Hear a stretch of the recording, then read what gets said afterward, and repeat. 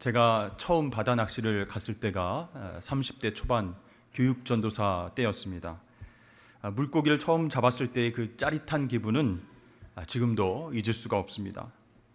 초보가 사고를 친다고 그 당시 저는 미끼를 바늘에 끼우지도 못하고 낚싯대를 어떻게 사용하는지도 몰랐습니다. 그런데 제가 많은 동료들 중에서 첫 수를 했습니다. 제일 먼저 고기를 낚았습니다.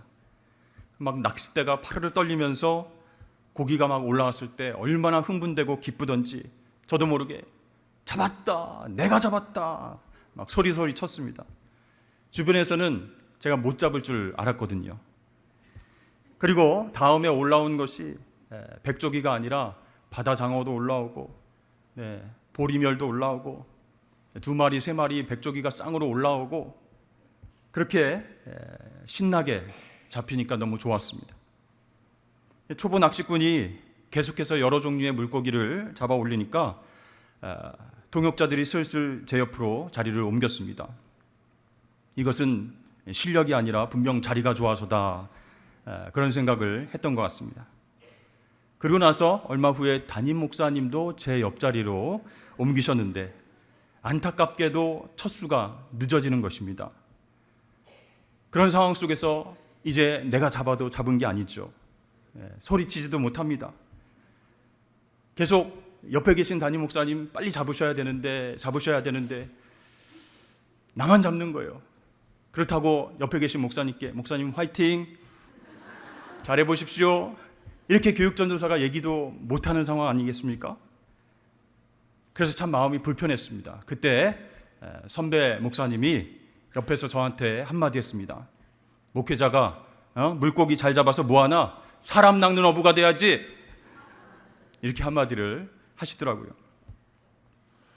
예수님께서 어부 출신인 베드로와 안드레를 부르시면서 이렇게 말씀하셨습니다. 나를 따라오라, 내가 너희를 사람 낚는 어부가 되게 하리라. 그 말씀을 잘 알고 있는 우리들은 이제 예수님의 제자가 되어서 사람들을 잘 전도해야 되겠다, 그런 마음을 갖게 됩니다. 그런데요, 그 예수님의 말씀을 원어로 보면 이렇게 되어 있습니다. I will make you fishers of men. 내가 너희를 사람들의 어부가 되게 할 것이다, 소유격으로 되어 있습니다. 사람을 낚는 어부가 아니라 사람들의 어부가 되게 하겠다. 이게 진짜 예수님의 말씀이에요. 그럼 여러분, 그것은 구체적으로 무슨 뜻일까요? 자신의 의를 위해서 사람을 낚는 것이 아니란 뜻이에요. 세상 사람들을 자신의 유익을 위한 수단으로 생각하는 것이 아니란 뜻입니다. 즉, 사람들의 어부라는 말은 한 영혼을 사랑하면서 섬기는 어부다, 그런 뜻이에요. 자, 그렇게 제자들에게 말씀하신 예수님은 말로만이 아니라 직접 삶으로 사람들을 섬기는 모습을 보여주셨습니다. 가난한 사람, 병들어 고통받는 사람, 귀신 들린 사람, 소외되고 외로운 사람, 인간 이하의 취급받는 세리, 창기, 여자들, 그들에게 다가가셔서 그들의 필요를 채워주시고 회복을 베푸시며 직접 섬겨주셨습니다. 자, 이렇게 회복 사역을 감당하신 예수님께서 우리 온 인류의 온전한 회복을 위해서 십자가로 올라가셨습니다. 우리 죄를 대신해서 십자가 위에서 피 흘리시고 죽으심으로 우리는 속죄함을 얻었습니다. 그리고 죽음에서 끝난 것이 아니고 부활하셔서 지금도 우리와 함께 하시는 줄로 믿습니다. 그래서 예수님께서는 이런 말씀을 주셨어요. 인자가 온 것은 섬김을 받으려 함이 아니라 도리어 섬기려 하고 자기 목숨을 많은 사람의 대속물로 주려 함이니라. 아멘. 그러니까 이 땅에 예수님께서 오신 목적이 섬기려고 오신 것이에요. 그 섬김의 클라이막스가, 절정이 바로 십자가였다라는 것이죠. 그 위에서 우리 인류의 모든 죄를 대신하여서 피 흘려 죽으시고 부활하셔서 영원한 하나님의 나라로 우리를 인도하여 주신 줄로 믿습니다. 그 예수님을 믿고 따르는 우리들은요, 과연 어떤 모습으로 하나님을 섬겨야 될까요? 과연 어떤 모습으로 사람들을 섬겨야 하겠습니까? 우리는 지난 재직 세미나를 통해서 많은 은혜를 받았습니다. 예수님의 제자라면, 교회의 재직이 되어서 사명 감당하는 사람이라면 어떻게 살아야 할지, 어떻게 일을 감당해야 될지 생각해 보았습니다. 먼저 모세처럼 하나님께서 막 부리실 수 있는 종이 되어야 한다라는 것이죠. 겸손하고 온유한 성품으로 훈련받아서 하나님께서 여기까지다 말씀하시면 저도 약속의 땅에 들어가고 싶은데요, 이렇게 얘기하는 것이 아니라 예 하나님 알겠습니다, 순종하면서 죽는 종의 모습, 그것이 우리의 모습이어야 된다라고 배웠습니다. 또한 교회 안에서만이 아니라 세상에 나가서 녹아지는 소금의 역할을 해야 된다라는 것이죠. 그래서 부패를 방지하고 맛을 내는 그리스도인으로 소금의 역할을 감당하며 또 빛의 역할도 감당해야 된다라는 것입니다. 세 번째로, 좋은 교회를 만들기 위해서 우리는 어떻게 해야 될까요? 다른 여러 가지 프로그램이 아니라 말씀과 기도라고 하는 본질에 충실하고 성령 충만함으로 사명을 감당해야 합니다. 그래야 우리 교회가 평안하고 든든하게 서가는 교회가 될 것입니다. 재직 세미나를 통해서 결론적으로 우리가 받은 메시지는 무엇입니까? 하나님의 부르심을 받은 우리 제자들, 재직들은요, 낮아져서 예수님처럼 섬겨야 된다는 것이에요. 그래야 그 교회가 건강한 교회가 되고, 그런 마음을 가지고 섬기는 재직들이, 그리스도인들이 세상에 나가서 하나님의 영광을 위해서 살아갈 수 있다는 것입니다. 그렇습니다. 예수님은 여전히 우리가 사람들의 어부가 되어서 교회 안에서 또 삶의 터전에서 사람들을 섬기고 사랑하기를 원하십니다. 그래야 하나님께서 기뻐하시는 아름다운 교회, 건강한 교회가 될 줄로 믿습니다. 예수님의 많은 제자 중에서 안드레라고 하는 제자가 있습니다. 안드레는 베드로의 형제죠. 그래서 그들은 함께 고기를 잡는 어부의 일을 하고 있었습니다. 그런데 어느 날 세례 요한이 지나가는 예수님을 바라보면서 자신의 제자 2명에게 이렇게 예수님을 소개합니다. 보라, 하나님의 어린 양이로다. 즉 지나가는 예수님이 메시아다, 이렇게 소개한 것이에요. 그 세례 요한의 소개를 듣고 2명의 제자는 예수님을 쫓아가기 시작합니다. 여기서 2명의 제자는 요한과 안드레를 말하고 있습니다. 그들은 저 예수님이 바로 하나님의 아들 메시아구나, 그런 확신에 차서 이제 흥분해서 예수님을 따라가기 시작했습니다. 자, 예수님이 따라오는 2 제자에게 물으십니다. 너희가 무엇을 구하느냐? 메시아가 뭐가 필요하냐고 지금 묻고 계십니다. 여러분이라면 메시아이신 주님이 이렇게 물어보시면 어떻게 대답을 하겠습니까?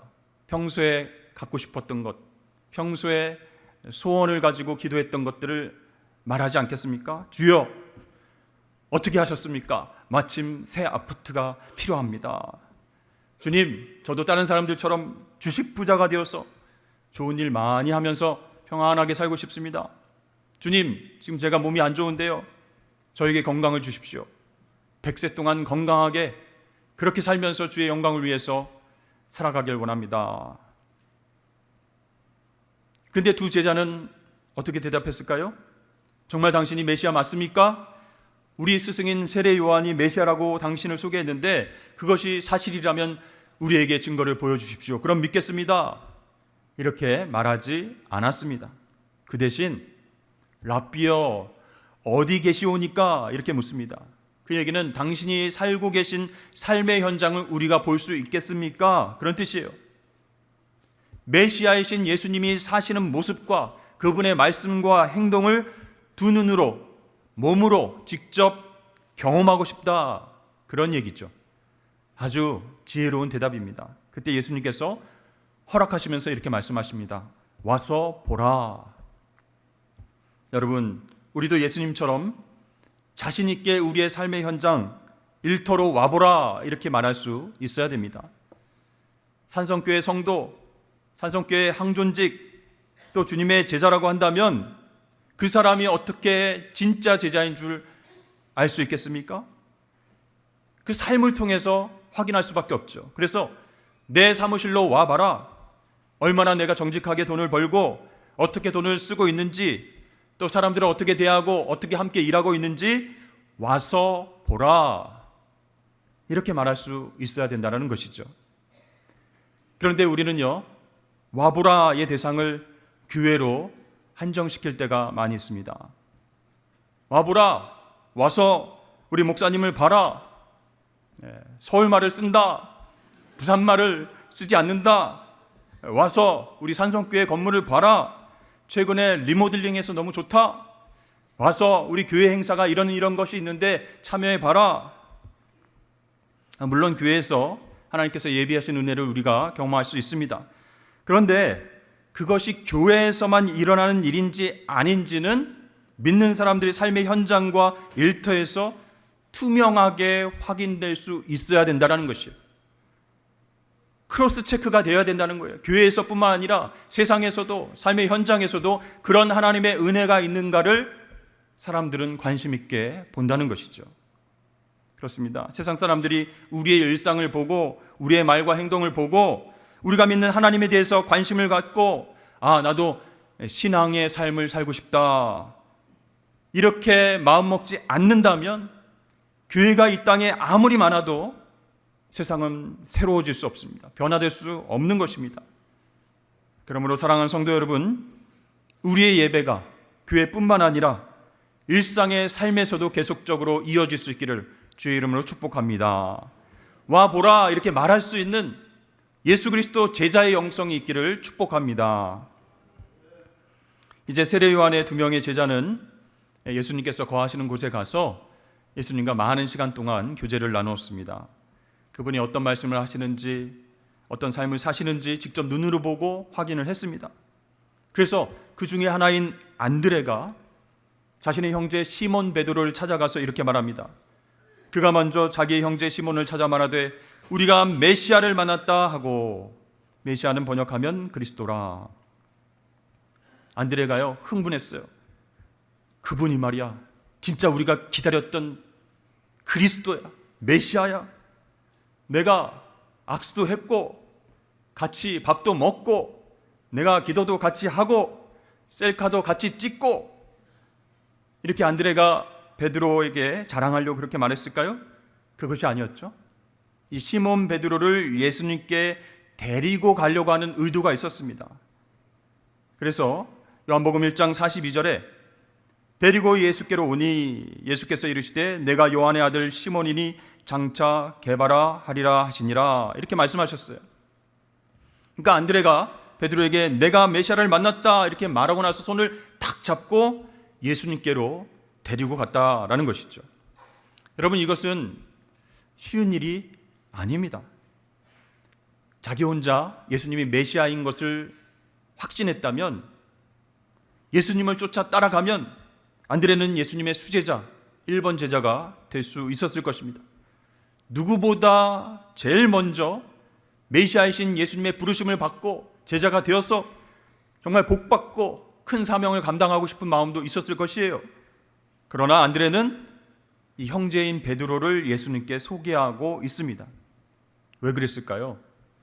안드레는요, 베드로의 성격을 누구보다 잘 알고 있습니다. 다혈질이고 과감하고 열정적이어서 어디서든 나서지 않는 것이 없습니다. 여러분, 이런 형제가 있으면요, 다른 형제는 치이고 빛을 발할 수가 없습니다. 혹시 그런 베드로의 성격 때문에 무서워서 겁을 먹어서 아이고 나중에 또 뭐라고 하면 안 되니까 미리 예수님 메시아를 소개해 드려야겠다, 이렇게 베드로를 데리고 갔을까요? 여러분, 만약에 베드로를 예수님에게 소개하고 베드로가 예수님의 수제자가 된다면 이 안드레는 밀려나는 인생이 될 수밖에 없다라는 것을 잘 알고 있었습니다. 그럼에도 불구하고 안드레는요, 베드로를 데려가서 예수님을 만나게 했다라는 것이죠. 메시아이신 그분을 내가 만났으니까 이 기쁜 소식을 내 형제 베드로에게도 알려줘야 되겠다, 이 기쁨을 나누어야겠다, 그런 순수한 마음으로 예수님께 베드로를 소개한 것이에요. 여러분, 안드레가 아니었다면 베드로는 주님의 제자가 되지 못했을 수도 있습니다. 계속 업으로 살아가는 인생이 되었을 수도 있습니다. 여러분, 우리가 사람들의 어부, 참된 주님의 제자가 되려면 안드레처럼 계산하지 않고 기쁨을 함께 나눌 수 있어야 할 줄로 믿습니다. 우리가 신앙생활하면서도 내 지분, 내 이익, 내 복과 내 성공 이렇게 계산하면 어떻게 주님의 참된 제자가 될 수 있겠습니까? 그러므로 여러분, 참된 복이신 예수님을 나만 믿어서 나만 복 받겠다라는 마음이 아니라 주님을 알지 못하는 주위 사람들에게 기쁨으로 주님을 소개할 수 있는 그런 섬김이 있기를 주의 이름을 축복합니다. 두 번째, 안드레는요, 이 오병이어의 기적의 현장에서 말없이 섬기는 모습을 우리에게 보여주고 있습니다. 빌립이 대답하되 각 사람으로 조금씩 받게 할지라도 200데나리온의 떡이 부족하리이다. 제자 중 하나 곧 시몬 베드로의 형제 안드레가 예수께 여짜오되 여기 한 아이가 있어 보리떡 5개와 물고기 2마리를 가지고 있나이다. 우리는 흔히 오병이어의 기적하면 보리떡 5개, 물고기 2마리를 예수님께 바친 그 어린아이의 헌신을 기억합니다. 그러나 그 어린아이의 도시락을 발견한 사람이 누구예요? 바로 안드레입니다. 자, 예수님의 말씀을, 예수님의 가르침을 듣기 위해서 빈들에 모인 사람들이 남자들만 5,000명이 넘었습니다. 그 남자들이 아내와 아이들과 같이 왔다고 한다면 10,000명 이상이 모이게 된 것이죠. 그런데요, 그 수많은 인파의 사람들이 날이 저물었는데도 돌아가려고 하지 않습니다. 그때 제자들이 예수님께 이렇게 말하죠. 무리들을 보내서 마을에 들어가서 먹을 것을 사 먹게 하소서, 이렇게 요청을 했는데 예수님께서는 뜻밖에도 이런 말씀을 하십니다. 너희들이 먹을 것을 주라. 그러니까 제자들이 조금 충격에 빠졌어요. 제자 가운데서 계산이 빠른 사람은 그 말씀을 듣고 그 마음 가운데 포기했습니다. 손을 놓게 되었습니다. 아니, 이거 어떻게 이 많은 사람들을 우리가 대접할 수 있단 말인가? 불가능하다고 판단했기 때문에 그 마음 가운데에서 이미 포기를 했다는 것이죠. 그런데 안드레가 무리 중에서 먹을 것을 가진 사람이 있는지 찾기 시작했습니다. 인파를 막 헤치고 다니다가 도시락을 가진 아이를 발견했습니다. 그리고 그 아이를 예수님께로 데리고 온 것이에요. 예수님은 그 아이에게서 받은 빵 5조각과 물고기 2마리를 받으셔서 하늘 우러러 축사하시면서 떼어서 제자들 보고 나눠주라, 이렇게 말씀하셨습니다. 믿음을 가지고 제자들이 나누기 시작했을 때 놀랍게도 그 빈들에 있는 모든 무리들이 다 먹고 남는 기적이 일어났습니다. 여러분, 얼마나 오병이어의 이 기적과 같은 역사가 중요하면 사복음서에 다 기록이 되었겠습니까? 근데 여러분 생각해 보십시오. 제자 중에 안드레 같은 사람이 없었다면 어떻게 이런 기적과 같은 드라마가 일어날 수 있었겠습니까? 여러분, 안드레는 예수님 말씀을 건성으로 듣지 않고 무리 속을 뛰어다녔습니다. 여러분, 우리 교회에도 안드레와 같은 제자가 많이 필요합니다. 불가능할 것 같은 일엔 빠르게 포기하는 그런 일꾼이 아니라 작은 일에 관심을 가지고 어떻게 하면 주님의 뜻을 이룰 것인가 고민하고 노력하고 움직이는 일꾼이 필요합니다. 교회 식당에서 성도들이 식사를 편하게 할 수 있도록 배식하고 퇴식구를 정리하는 일, 그거는 우리 시무장로님들만 해야 됩니까? 몇 명의 안수집사님만 해야 됩니까? 우리 모두가 할 수 있는 일이에요. 교회에 오는 차량을 친절하게 안내하는 일, 주보를 나눠주고 예배 자리를 안내하는 일, 새 가족을 맞이하고 환하게 웃으면서 환영하는 일, 작지만 큰 일입니다. 그래서 우리 마음 가운데는 안드레와 같은 믿음이 있어야 돼요. 내 능력은 보잘것없지만 주님의 은혜와 주님의 놀라운 능력이 임하면 이룰 수 없는 큰 일도 이루어 줄 것이다. 그런 믿음이 오병이어라고 하는 큰 기적을 만들어낸 줄로 여러분 믿으시길 바랍니다. 그러니까 제자 중에는요, 베드로 같은 리더십과 비전이 있는 사람도 중요합니다. 그러나 안드레처럼 성실하고 책임감 있게 작은 일도 소중하게 감당하는 사람, 빛이 비춰지지 않아도, 이름이 드러나지 않아도 그렇게 잘 감당하는 사람이 필요하다는 것이죠. 세 번째 에피소드는 안드레가 예수님을 만나러 온 이방인을 소개하는 장면입니다. 요한복음 12장에 보니까 이렇게 나와 있습니다. 명절에 예배하러 올라온 사람 중에 헬라인 몇이 있는데 그들이 갈릴리 베세다 사람 빌립에게 가서 청하여 이르되 선생이여 우리가 예수를 배웁고자 하나이다 하니 빌립이 안드레에게 가서 말하고 안드레와 빌립이 예수께 가서 여쭈니.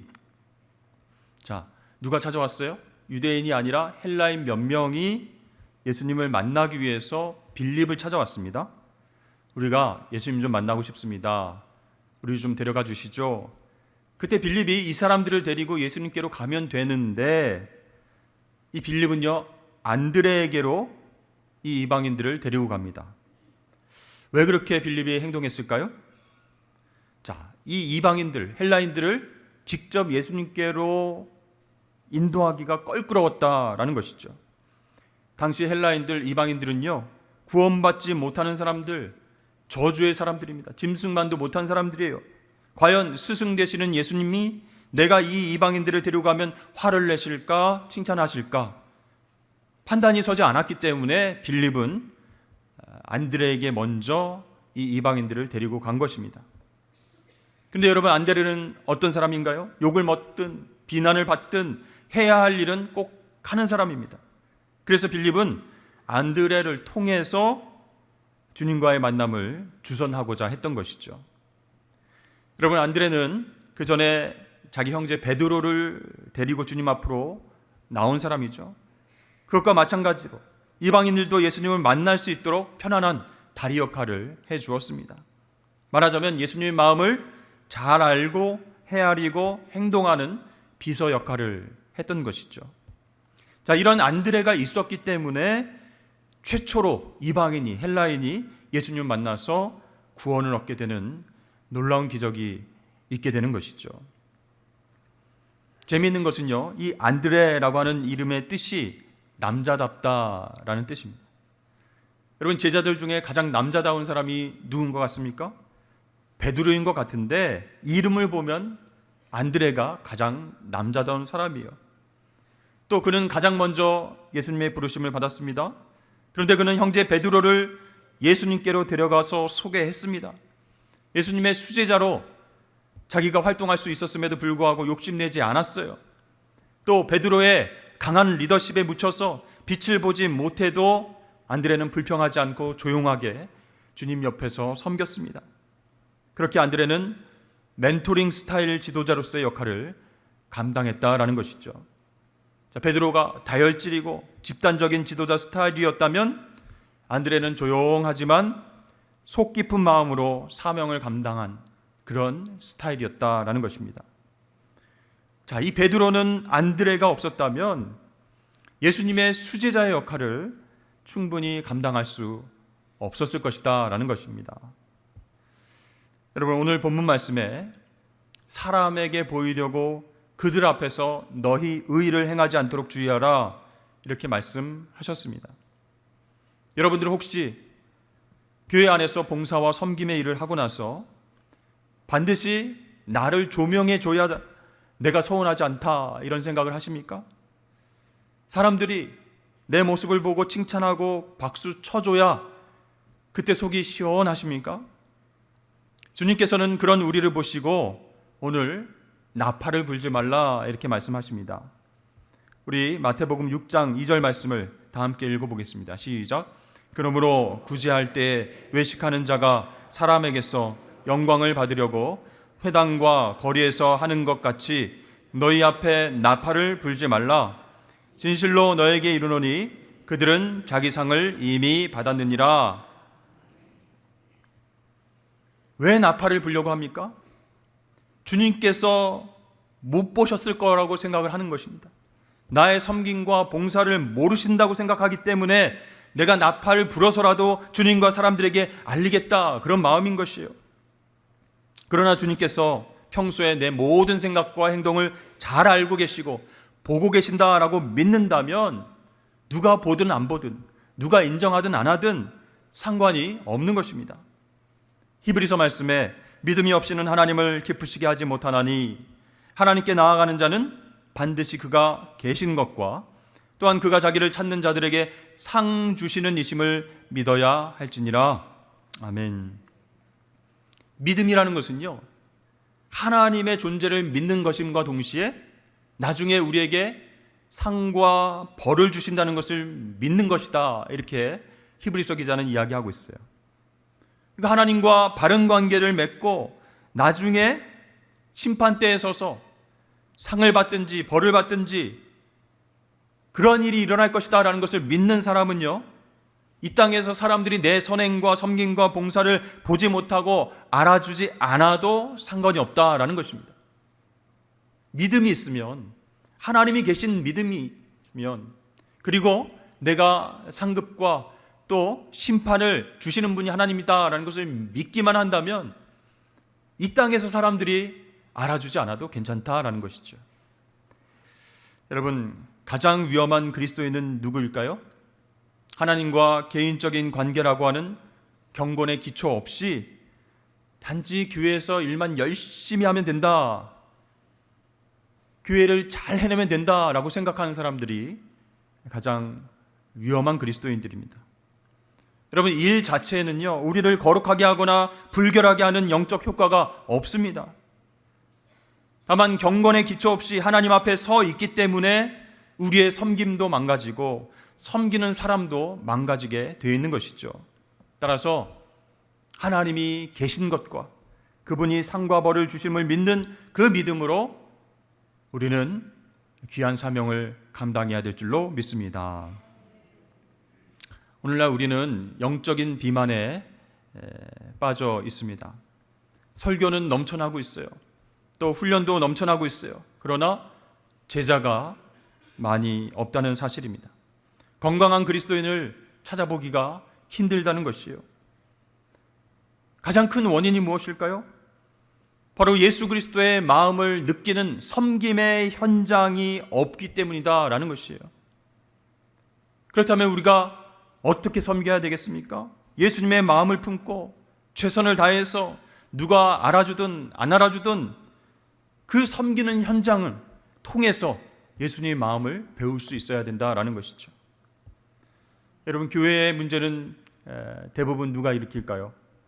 교회에 몇 주 전에 등록한 새 가족이 일으킬까요? 아닙니다. 그동안 교회를 위해서 많은 일을 했지만 지금은 십자가의 감격을 잃어버리고 은혜를 잃어버리고 섬김의 현장을 떠나서 살아가는 기존의 성도들, 그분들 때문에 문제가 일어나는 경우가 종종 있다는 것이죠.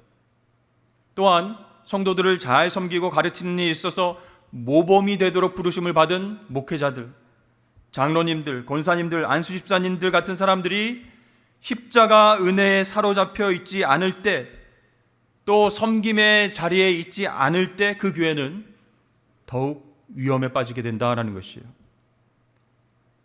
여러분, 생각해 보십시오. 진짜 예수님의 제자가 어떻게 살아가는지를 보고 배울 수 있는 사람이 주위에 없다면, 그 교회에 없다면 희망이 없는 것 아니겠습니까? 정말 저분은 하나님의 은혜를, 또 하나님의 영광을 드러내는 삶을 살 것 같았는데 은혜를 잃어버리고 섬김의 자리에도 보이지 않을 때 다른 형제 자매들이 그들을 통해서 무엇을 배우겠습니까? 아, 이렇게 신앙생활 하면 되구나. 아, 이렇게 대충 눈치를 보고 주일 예배만 잘 참석하면 되겠구나, 이런 생각을 하지 않겠습니까? 사랑하는 성도 여러분, 좋은 교회는 어떤 교회입니까? 안드레와 같은 그 제자가 많은 교회입니다. 나중에 상과 심판을 주실 하나님을 믿고 빚도 없이 이름도 없이 귀찮고 힘든 자리에서도 자신의 일을 묵묵히 해나가는 그 제자들이 많은 교회가 바로 건강하고 좋은 교회가 될 줄로 믿습니다. 여러분, 오늘 우리가 안드레라고 하는 제자의 삶과 사역을 살펴보았습니다. 우리도 안드레처럼 한 영혼을 향한 신실한 섬김과 전도가 있어야 되겠다라고 결단하실 수 있기를 바랍니다. 안드레가 형제 베드로를 주님 앞으로 인도했어요. 헬라인들, 이방인들을 주님께로 인도했습니다. 작은 아이의 도시락을 통해서 오병이어의 기적을 함께 누릴 수 있도록 그렇게 섬겼다는 것이에요. 그래서 우리 교회 안에서는요, 이렇게 작지만 큰 섬김이 넘쳐나야 되겠다, 라는 생각을 하게 되는 것이죠. 사랑하는 성도 여러분, 오늘 말씀을 기억하시면서 우리는 진짜 사람들의 어부인가? 사람들을 사랑하고 섬기는 그런 제자의 삶을 살고 있는가? 안드레처럼 빛도 없이 이름도 없이 그렇게 주의 귀한 사명을 잘 감당하다가 이제 심판대에서, 하늘나라에서 예비하신 큰 상급을 받는 저와 여러분 되시길 주의 이름으로 축복합니다. 기도하겠습니다.